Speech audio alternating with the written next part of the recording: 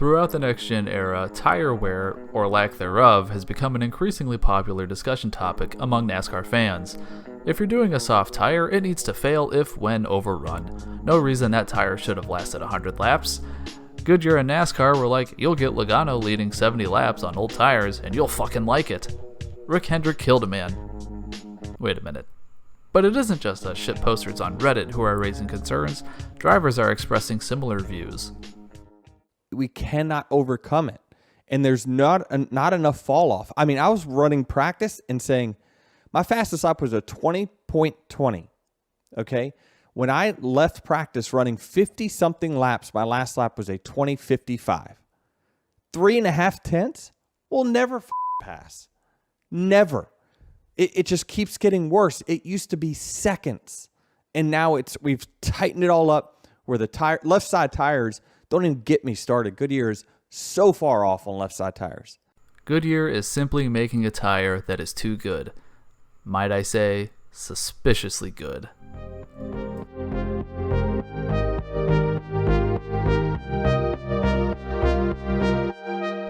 Goodyear and NASCAR have been in business together since 1954.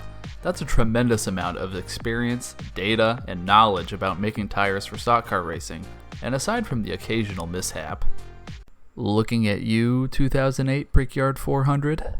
Goodyear has proven themselves to be pretty competent overall. I mean, they even fought a fierce and bloody tire war against their sworn enemy Hoosier to prove that they were the one true tire master race and to forever expel the Hoosier scourge from NASCAR for all of eternity. They're cutting us to pieces! Holy shit, get me out of here! Oh, that's not what a tire war is. Ah. Hoosiers, hey, they're here to stay, aren't they? No, Jeff, they're not. Overall, Goodyear has done a pretty good job. Their tires and the racing that they've produced are a part of what has made NASCAR so captivating to millions of people throughout the last 70 years. So, what, am I supposed to just believe that they forgot how to make good racing tires? Sure, they've made some changes to the rubber compound for environmental reasons, but we've seen the wet weather tires wear and blister. Is there really no middle ground where the tires could wear after an appropriate amount of laps? Well, what if Goodyear doesn't want that? Goodyear's incentive to provide rock-hard tires is pretty easy to follow. If you're making tires, all right, you out there, you own the tire company that makes the tires for the racing, okay? And you're also trying to sell tires to consumers out on the highway. So the racing tires that you're going to make, you want them to look great. You want them to be durable. You want them to, create a great reputation for your company. So you're not going to make a tire that isn't trustworthy, isn't good, is going to fall apart, it's going to shred, blow out. You're not going to make those tires, even if they ask you to, even if competitors and race car drivers want it. They're not going to, you're going to be able to make a tire that is safe and durable just like you're trying to sell on the highway. Right. So Goodyear thinks that people are more likely to buy their tires for their personal vehicles if the tires never show wear on the racetrack.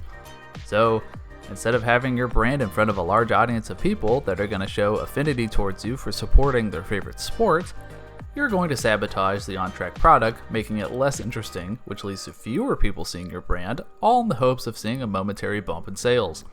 Yeah, this is the type of short-sighted thinking I would expect from a publicly traded multi-billion-dollar company, especially one whose stock chart looks like this. Help! I need a medic! NASCAR fans will understand that making a tire that wears faster to improve the racing product doesn't mean that their passenger car tires are going to perform worse.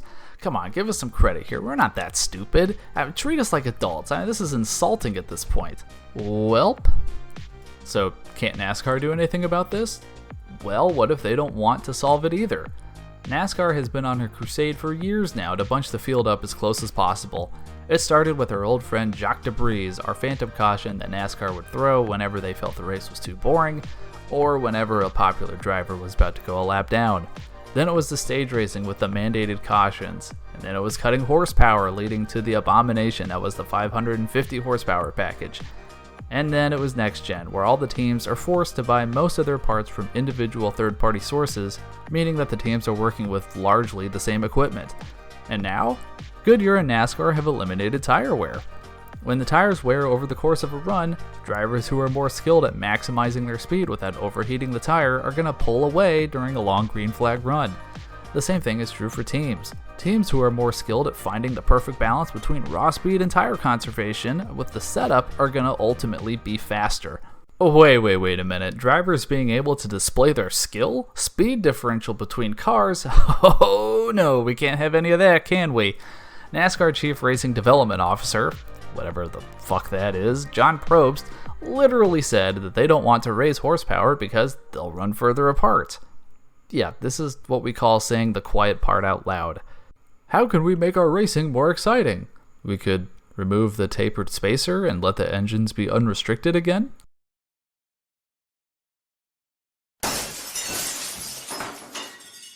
So NASCAR gets to keep the field closer together without any tire wear, and Goodyear's the boogeyman. Well, this sounds like a win-win to me.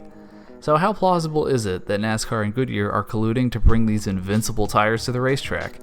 Well, based on my completely arbitrary rating system that is based solely on my opinion, which is completely irrelevant, I give this conspiracy 3.5 Brian Frances out of 5.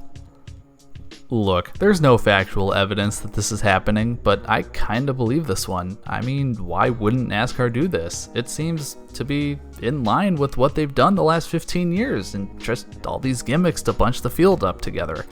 It just fits. And I know they've made comments indicating that they're looking for more tire wear, but I wouldn't be surprised if NASCAR wasn't in a big hurry to fix this issue. I genuinely believe that they think racing like this creates the illusion of good racing and will draw in new fans.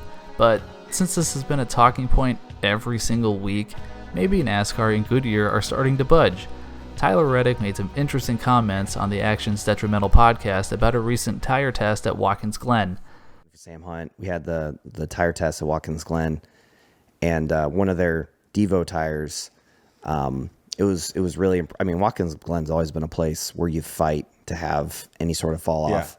And one of the tires I had there for us, I mean, I think it was like 4 seconds to fall off over 20 laps. What? Yeah. So I think they're getting closer. I think for them, they just got to figure out how they're running that tire? They got to work on it. They got to figure out, I think. How many laps I don't want did to you say run too on much, it? but we ran 20. So, I mean, I think they're That's getting plenty? closer. I think they're getting closer. That's plenty? Yeah. No, but you know, I think they're getting closer to that, right? Like, you know, they were trying to find something for Watkins Glen, right? Perhaps there's the light at the end of the tunnel after all. So what do you guys think? Is NASCAR pulling all the strings here? Is Goodyear just incompetent? Did Rick Hendrick kill a man? Let me know down in the comments below. Big shout out to anybody who made it this far into the video. My first time really putting together something like this, and I had a lot of fun doing it, so definitely planning on covering some more topics. So see you next time for some more NASCAR content.